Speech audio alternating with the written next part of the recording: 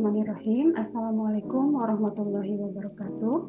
Salam sejahtera untuk kita semua. Perkenalkan, nama saya Siti Asya. Saya merupakan salah satu dosen pada program studi Teknik Sipil Fakultas Teknik Universitas Sultan Ageng Tirtayasa. Kelompok bidang keahlian saya adalah manajemen konstruksi.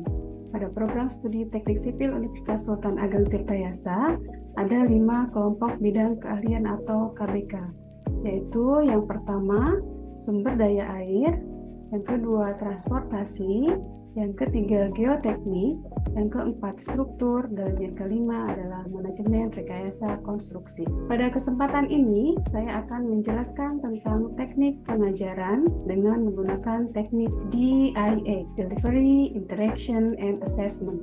Pada salah satu mata kuliah yang saya ampu, yaitu mata kuliah Kesehatan dan Keselamatan Kerja. Mata kuliah Kesehatan dan Keselamatan Kerja merupakan mata kuliah wajib yang diajarkan pada semester genap dengan bobot 2 SKS. Sebelum saya menjelaskan lebih lanjut mengenai teknik pengajaran yang saya terapkan, terlebih dahulu saya akan menjelaskan deskripsi singkat learning outcome atau capaian pembelajaran dan model pembelajaran pada mata kuliah Kesehatan dan Keselamatan Kerja. Mata kuliah Kesehatan dan Keselamatan Kerja merupakan mata kuliah yang memiliki tujuan untuk membekali mahasiswa sebagai calon peneliti dan calon pekerja konstruksi yang memiliki pemahaman tentang prinsip dan prosedur K3 pada proyek konstruksi, memahami konsep kesehatan kerja pada proyek konstruksi, memahami manajemen keselamatan konstruksi, dan mampu mengidentifikasi bahaya serta risiko, menilai tingkat risiko, dan menyusun respon risiko pada pekerjaan konstruksi, dan lain-lain. Adapun capaian pembelajaran atau learning outcome pada mata kuliah kesehatan dan keselamatan kerja antara lain: yang pertama, mahasiswa mampu menganalisis prinsip-prinsip kesehatan dan keselamatan kerja atau K3 konstruksi dan lingkungan sesuai dengan peraturan yang berlaku. Yang kedua, mahasiswa mampu mengidentifikasi, menganalisis, dan menerapkan pedoman praktek K3L pada proyek konstruksi. Yang ketiga, mahasiswa mampu merencanakan, melaksanakan, melaporkan, mempresentasikan studi lapangan mengenai identifikasi bahaya dan risiko, serta respon risiko pekerjaan konstruksi dengan menerapkan metode ilmiah secara logis, kritis, sistematis, kerjasama, bertanggung jawab, serta melakukan evaluasi terhadap penyelesaian kerja kelompok. Yang keempat, mahasiswa mampu merencanakan, mengelola, dan menerapkan pemikiran logis, kritis, dan sistematis, inovatif dalam konteks pengembangan atau implementasi ilmu pengetahuan dan teknologi yang memperhatikan dan menerapkan sikap jujur dan kehati-hatian dalam melaksanakan pekerjaan. Untuk mencapai kemampuan tersebut, mahasiswa akan dibekali dengan materi-materi terkait kesehatan dan keselamatan kerja yang akan dibahas dalam 14 kali pertemuan. Materi yang dibahas antara lain: yang pertama, definisi K3 konstruksi dan lingkungan; yang kedua, teori efek domino dan kecelakaan kerja; yang ketiga, kerugian akibat kecelakaan kerja; yang keempat, fasilitas dan prosedur darurat pada proyek konstruksi; yang kelima, inspeksi; yang keenam, pedoman praktek K3L pada pekerjaan konstruksi; yang ketujuh, pedoman praktek K3L pada pekerjaan konstruksi perancah; yang kedelapan, pedoman praktek K3L pada pekerjaan bangunan gedung; yang kesembilan, pedoman pekerjaan di ruang terbatas, penanganan, pengangkutan, muatan barang, dan konsep kesehatan pada pekerja; yang ke-10 adalah alat pelindung diri dan alat pengaman kerja konstruksi; yang ke-11, dampak manajemen K3L dan rencana kerja kontraktor; yang ke-12, identifikasi bahaya, risiko, serta respon risiko pada pekerjaan konstruksi; yang ke-13, aplikasi pedoman praktek K3L kontraktor dan kontrak; dan yang terakhir adalah pedoman checklist program K3L pada pekerjaan konstruksi. Setelah kita tahu gambaran singkat mengenai materi mata kuliah kesehatan dan keselamatan kerja yang saya ampu, selanjutnya saya akan menjelaskan teknik pengajaran saya dengan metode DIA. Yang pertama adalah delivery bagaimana saya menyampaikan materi perkuliahan kepada mahasiswa. Setelah pandemi COVID-19, perkuliahan dilakukan dengan dua metode, yaitu metode daring atau online, dan yang kedua adalah metode luring atau offline, dengan persentase 60% online dan 40% offline, berdasarkan jumlah mata kuliah pada masing-masing program studi. Untuk pembelajaran daring atau online menggunakan Learning Management System atau LMS yang dimiliki oleh Universitas Sultan Ageng Tirtayasa yang bernama Spada Untirta atau Sistem Pembelajaran Daring Untirta. Selain itu, menggunakan media virtual meeting, yaitu platform Zoom Meeting maupun Google Meet. Strategi yang saya gunakan untuk menyampaikan perkuliahan di kelas yaitu pada awal pembelajaran, biasanya saya menyampaikan learning outcome pada masing-masing pertemuan. Selanjutnya, saya menyampaikan materi sesuai dengan rencana pembelajaran semester atau RPS. Sumber referensi yang saya gunakan biasanya berasal dari buku-buku, jurnal, pedoman atau peraturan-peraturan terkait K3, maupun video-video pembelajaran yang biasa ada di platform berbagi video. Yang biasanya sumber pembelajaran ini sudah saya sampaikan pada awal perkuliahan ketika membahas kontrak perkuliahan. Pada setiap pertemuan, saya biasa memberikan case study untuk dipelajari oleh mahasiswa, memberikan video-video terkait materi yang akan dipelajari, kemudian meminta mahasiswa untuk menganalisis video tersebut. Selain itu, saya juga membuat kuis dan tugas yang berkaitan dengan materi yang telah disampaikan pada masing-masing pertemuan. Dengan cara ini, saya yakin mahasiswa akan merasa dipaksa untuk lebih well prepared mempelajari materi, sehingga dapat lebih memahami materi yang diberikan. Teknik pengajaran yang kedua yaitu interaction, yang berarti adalah bagaimana saya berinteraksi dengan mahasiswa. Dalam perkuliahan, ada beberapa cara yang saya lakukan untuk berinteraksi dengan mahasiswa, antara lain, yang pertama, interaksi di dalam kelas. Saya selalu mengencourage mahasiswa untuk berpartisipasi aktif, untuk bertanya, menjawab pertanyaan, mengemukakan pendapat di dalam kelas, agar proses belajar mengajar berjalan komunikatif dan dua arah. Yang kedua, menggunakan media WhatsApp sebagai sarana diskusi di luar kelas. Yang ketiga, menggunakan forum di LMS Spada. Saya biasa menyampaikan topik-topik diskusi dari isu-isu terkini melalui forum dan meminta mahasiswa untuk menanggapi topik tersebut. Kemudian yang keempat, memberikan kuis pada saat pembelajaran menggunakan platform kuis online seperti Quizizz, Padlet.com, atau Mentimeter, dan meminta mahasiswa menjawab atau menanggapi pertanyaan pada platform tersebut secara online dan real time, sehingga saya dapat mengetahui tingkat pemahaman mahasiswa serta mengarahkan mahasiswa untuk berpartisipasi aktif dalam perkuliahan. Teknik pengajaran yang ketiga yaitu assessment. Bagaimana saya menilai mahasiswa? Pada pertemuan pertama perkuliahan, saya selalu menyampaikan kontrak perkuliahan yang disepakati bersama antara dosen dan mahasiswa. Di dalam kontrak perkuliahan tersebut, salah satunya memuat metode dan bobot penilaian terhadap mahasiswa pada mata kuliah kesehatan dan keselamatan kerja, sehingga mahasiswa memahami metode penilaian, memperoleh nilai yang memuaskan. Adapun komponen penilaian pada mata kuliah kesehatan dan keselamatan kerja terdiri dari penilaian kehadiran, penilaian tugas dan kuis setiap pertemuan, penilaian ujian tengah semester, dan penilaian ujian akhir semester.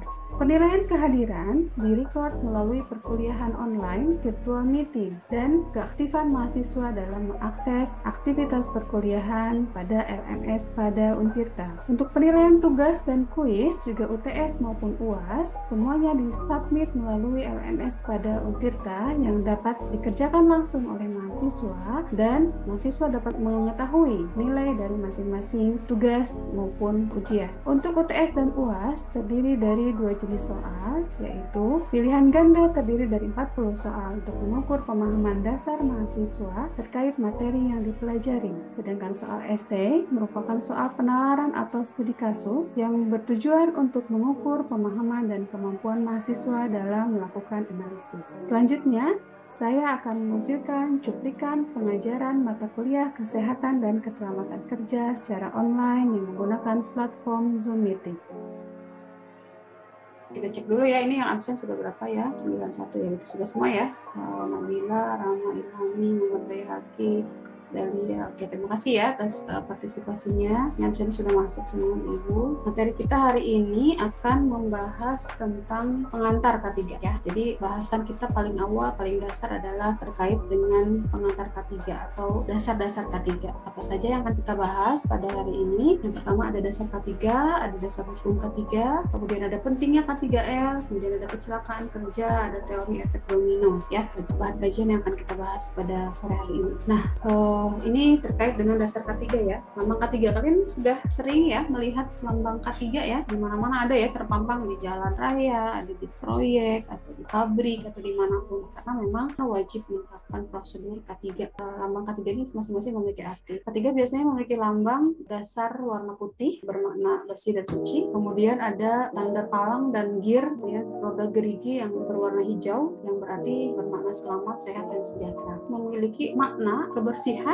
suci, kemudian selamat, sehat, dan sejahtera. Dari masing-masing lambang, tanda palang ini berarti bebas dari kecelakaan dan PAK, penyakit akibat kerja. Sedangkan roda gerigi ini yang melingkari tanda palang, ini berarti bekerja dengan kesegaran jasmani dan rohani, artinya bekerja dengan sehat jasmani dan sehat rohani. Yang mendasari K3 ini adalah Undang-Undang Nomor 1 Tahun 1970 tentang keselamatan kerja. Ada juga undang-undang yang lain yang mengatur, diantaranya adalah Undang-Undang Nomor 13 Tahun 2013 tentang ketenaga kerjaan. Kemudian ada Peraturan Pemerintah Nomor 50 tahun 2012 tentang penerapan SMK3. SMK3 ini sistem manajemen K3. Kemudian kita di bidang PU ada juga undang-undang yang mengatur terkait dengan K3 ini, diantaranya Permen PU nomor 5 tahun 2014 tentang pedoman SMK3 konstruksi bidang pekerjaan umum. Kemudian yang berikutnya ada Undang-Undang nomor 2 tahun 2017 tentang jasa konstruksi, dan banyak sekali undang-undang yang lain ya yang terkait dengan K3. Apa sih K3 itu? Ini kita mungkin biar nggak ngantuk main-main sedikit ya. Silakan bisa di-scan,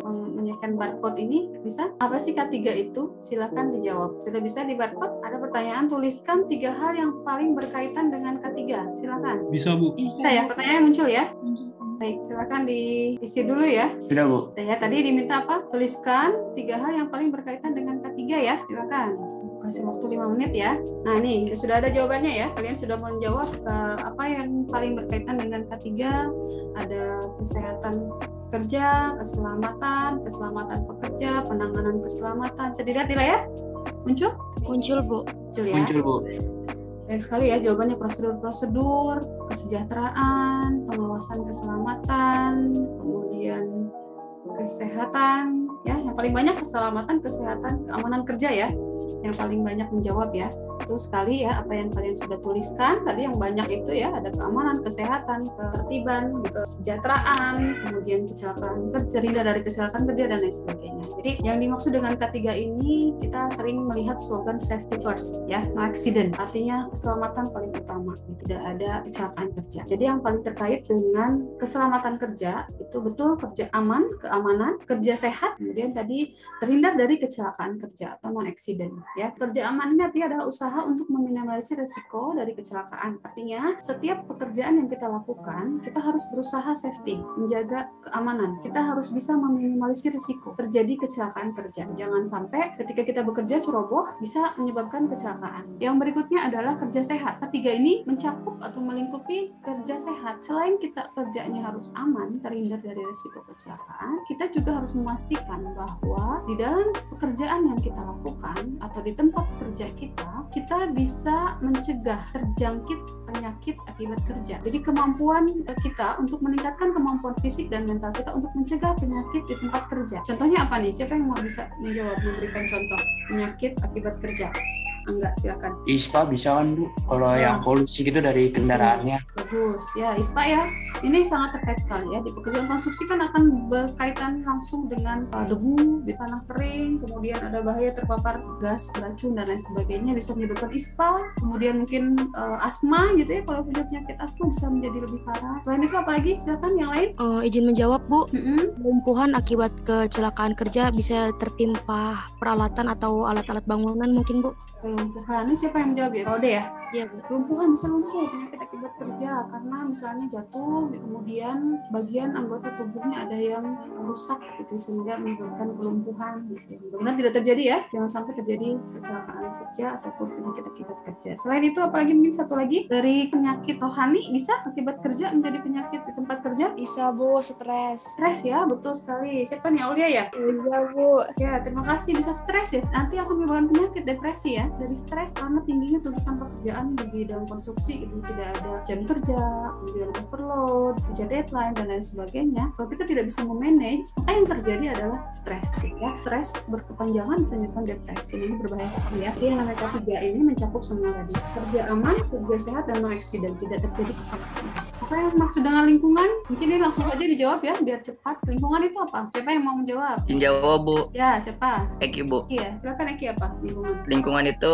segala sesuatu yang ada di sekitar kita, Bu. Segala sesuatu yang ada di sekitar kita. Baik. Iya, Bu. Si Eki ya jawabannya ya. Satu lagi mungkin? Bisa menjawab, Bu. Ya, silakan. Menurut saya lingkungan itu daerah atau kawasan yang ada di dalam konstruksi tersebut. Ini siapa? Iya, Bu. Nabila Fatihah. Nabila Fatihah, terima kasih. Nabila jawabannya kawasan atau area ya. Area yang ada di lingkungan konstruksi tersebut ya. Betul sekali ya. Apa yang sudah disampaikan oleh Eki dan juga Nabila bahwa yang namanya lingkungan kerja ya, berarti lingkungan yang ada di area sekitar tempat proyek itu berada. Jadi yang namanya lingkungan ini, area yang berada di sekitar proyek, lingkungan kerja ini harus kita jaga. Ada yang menuliskan kebersihan, ekosistem, sumber daya, hijau, sehat, makhluk hidup, keaslian tubuh. Bagus sekali ya pendapatnya. Banyak sekali yang sudah menjawab. Terima kasih. Jadi betul sekali tadi ya.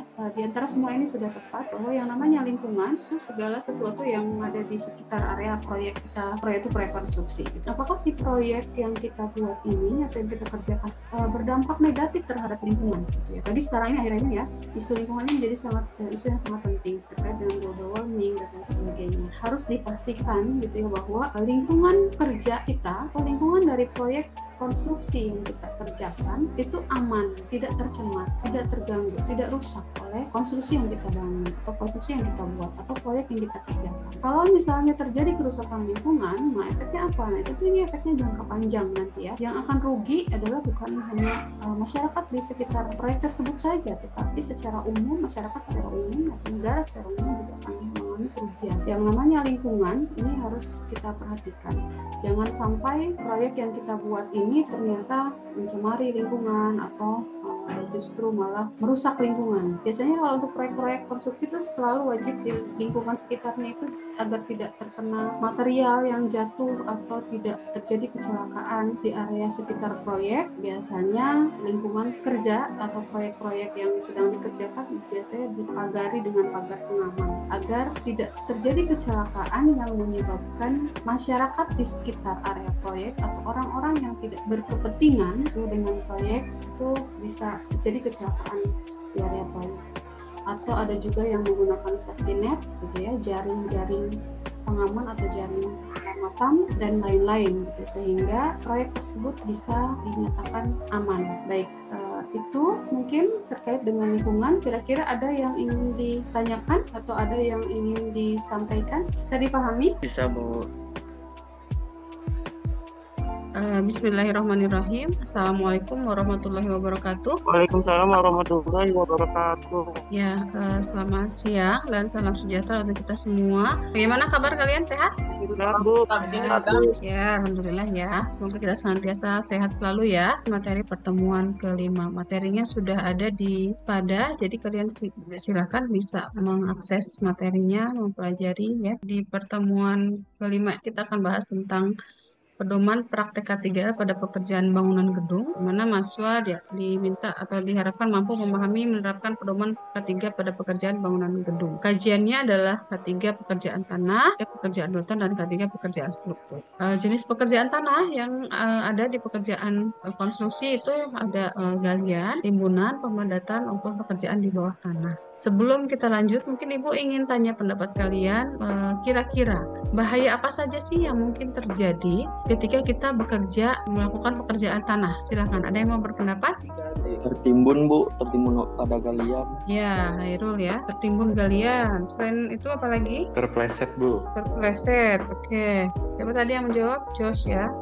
Terkena aliran listrik bawah tanah, Bu. Lutfi apa? Terkena aliran listrik ya. Terkena aliran listrik bawah tanah. Oke, apalagi selain itu? Ada lagi yang mau berpendapat? Kekurangan oksigen, Bu. Ya, kekurangan oksigen, terkena sengatan listrik. Baik, betul ya. Banyak sekali kecelakaan kerja yang mungkin terjadi di pekerjaan tanah. Di antaranya karena pekerjaan tanah itu tidak lepas dari pekerjaan galian, timbunan, pemadatan, ataupun pekerjaan di dalam tanah, itu ada bahaya yang namanya tertimbun. Tadi ya sudah disebutkan. Tertimbun longsoran tanah atau galian tanahnya runtuh atau roboh. Yang mana banyak sekali kasus ya. Kalian mungkin kalau search di Google atau di berita-berita online banyak sekali kasus kecelakaan di bidang konstruksi itu salah satunya adalah di pekerjaan tanah. Salah satu penyebab dari tertimbun longsoran atau material galian atau tanah galian runtuh ini karena kondisi tadi perbedaan jenis tanah ya. Kalau tanahnya berpasir, itu tanah pasir itu kan lebih loose, lebih lepas ikatannya ya. Jadi antara satu partikel pasir dengan yang lainnya itu tidak saling berikatan sehingga ketika dinding galiannya itu tidak diberikan penahan atau tidak diberi turap atau tidak diberi sheet pile, maka kemungkinan akan terjadi keruntuhan tertimbun galian ini akan sangat besar sekali. Gitu. Jadi banyak sekali para pekerja yang menjadi korban gitu ya tertimbun reruntuhan ini karena ini kondisi tanahnya yang labil. Selain itu juga bisa karena pembebanan. Juga karena pembebanan, jadi biasanya di area konstruksi itu kan ada alat-alat berat yang bekerja, kemudian ada mobilisasi alat material dari truk-truk, dump truk dan lain sebagainya. Kemudian juga ada hujan, cuaca yang tidak menentu sehingga kondisi tanah yang sudah digali ini kalau tidak diberikan perkuatan dia akan mengalami dinding retak-retak karena air hujan merembes sehingga akhirnya bisa dinding galiannya runtuh sehingga mengena pekerja yang sedang berada di bawah tidak tertimbun galian. Atau selain itu juga mungkin bisa si pekerja yang sedang berada dalam galian karena hujan galiannya tergenang air sehingga terpleset jatuh akhirnya tenggelam di dalam galian yang sudah tergenang air. Nah, ini banyak sekali ya risikonya dan bisa menyebabkan fatality gitu sampai menyebabkan kematian.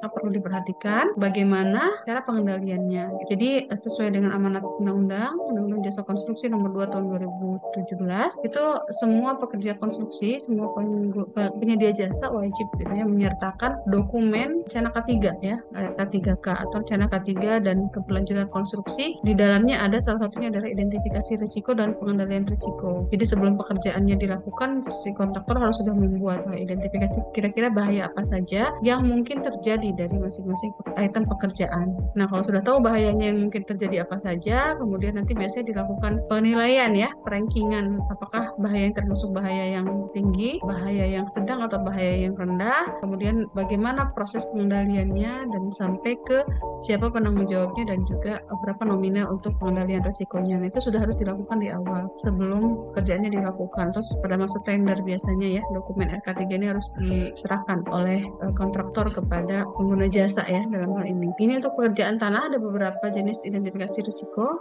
di antaranya yang sering terjadi ya tebing longsor tadi sudah disebutkan ya, longsor, runtuh, kemudian akses licin, curam, terperosok, terhirup gas beracun tadi ya, atau tersengat listrik kalau ada instalasi listrik di bawahnya, tenggelam, hanyut, kemudian terbakar kalau misalnya di dalam galian tersebut ada gas-gas yang mudah sekali terbakar gitu ya. Gas selain beracun juga mudah terbakar. Nah, perlu pengendalian di antaranya untuk tebing longsor diberikan dinding turap, diberikan stabilisasi tanah tadi ya dengan perkuatan tanah, diberikan dinding penahan tanah, kemudian untuk akses tangga yang licin itu diberikan tangga akses yang memadai dan juga mudah diakses dan tidak licin, kemudian diberikan pagar pengaman, kemudian untuk yang terhirup gas CO ketika bekerja di dalam kedalaman tanah itu kan semakin dalam tanah galian maka semakin sedikit ya oksigen yang ada di bawah gitu ya sehingga perlu digunakan masker oksigen sehingga mengurangi terpapar gas CO bisa menyebabkan sesak ya. Kemudian untuk tenggelam, hanyut perlu pelampung, kemudian untuk yang area yang gelap bisa diberikan lampu penerangan. Untuk menghindari tertimpa alat maka area kerja itu harus diberikan barikade atau batas area kerja. Kemudian untuk menghindari tersengat listrik diberikan isolasi kabel. Kemudian untuk gas yang terbakar ini diberikan rambu-rambu dilarang merokok. Nah, ini penting sekali ya. Jadi di area konstruksi itu wajib untuk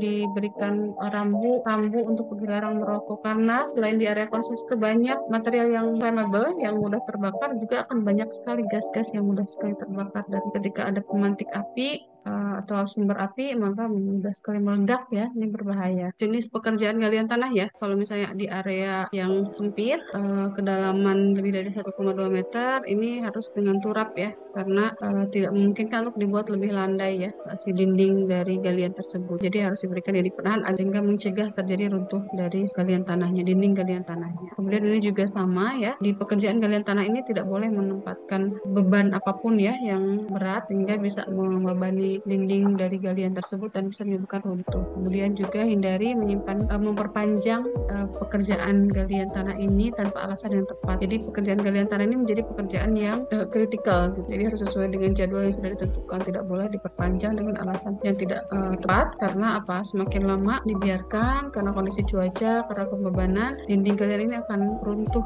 sehingga akhirnya bisa membahayakan. Kemudian bisa dilakukan juga dengan retaining wall atau perkuatan tebing ya, pemberian dinding penahan tanah yang kokoh sehingga aman ya, tidak terjadi longsoran. Kemudian yang berikutnya ada rekomendasi untuk perkuatan tebing. Nah, ada beberapa jenis tanah yang memang ketika digali boleh menggunakan turap ataupun tidak perlu menggunakan turap ataupun bahkan harus menggunakan turap. Yang membedakan adalah jenis tanahnya. Misalnya tanah yang pasir tadi ya, yang mulus atau batu lepas atau yang humus berlumpur itu disarankan wajib menggunakan turap dengan sistem closed sheeting atau sistem tertutup ya, karena untuk keamanan. Kemudian ada jenis tanah yang memang diperbolehkan menggunakan open sheeting atau diperbolehkan menggunakan sistem perkuatan terbuka ya. Nah, ada juga jenis tanah yang tidak perlu tebing atau tidak perlu perlindungan tebing ataupun turapnya, itu tanah-tanah yang cadas, lapisan batu dan lain sebagainya. Jadi beda tanah, beda perlakuan, beda untuk pengantisipasian. Nah, itu untuk pekerjaan galian tanah. Kemudian ada pekerjaan di bawah tanah. Pekerjaan di bawah tanah itu salah satu bahaya yang mungkin terjadi adalah ada terhirup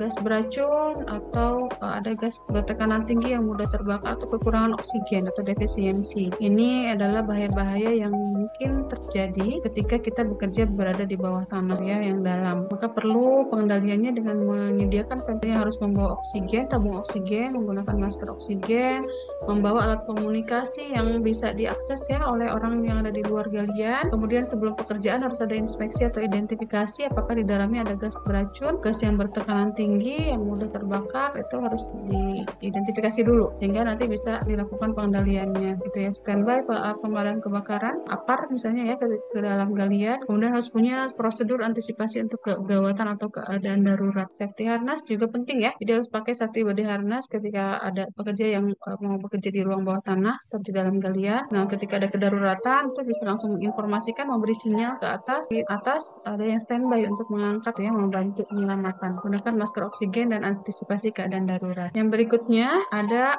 pekerjaan pemancangan. Ini berkaitan juga ya dengan pekerjaan fondasi. Kemungkinan risikonya ada kabel putus, alat terguling, kerja terbentur, tenggelam, sheet pile lepas. Nah, pengendalian risikonya adalah pastikan kondisi kabel masih baik, slingnya masih aman, posisi dan kapasitas harus seimbang, kemudian harus ada koordinasi dan SOP yang ditepati ya. Kemudian gunakan pelampung, pastikan ikatannya kuat. Nah, kemudian yang berikutnya ada ketiga pekerjaan struktur. Nah, mungkin Ibu ingin pendapat kalian nih, kira-kira nih ada beberapa jenis pekerjaan struktur, diantaranya adalah casing, pembesian, struktur beton, shotcrete, struktur baja, dan struktur kayu. Kira-kira bahaya apa saja yang mungkin terjadi di pekerjaan ini? Silakan, siapa yang mau berpendapat? Bintang, ada Bintang?